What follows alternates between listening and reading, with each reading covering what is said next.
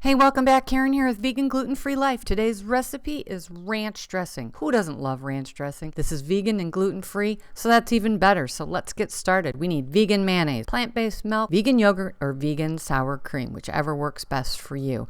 Now on to these delicious other ingredients. We have apple cider vinegar, lemon juice, onion, garlic, and mustard powder, parsley, lemon pepper, Himalayan salt, which is always optional, fresh chopped chives or shallots, either one equally delicious. In a medium large bowl, start adding all your ingredients.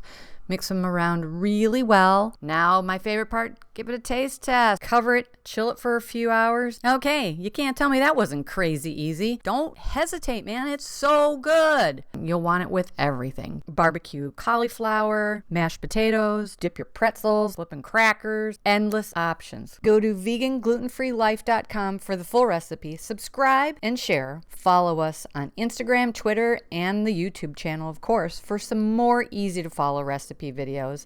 And as always, have some fun in the kitchen and let me know how you made it your own.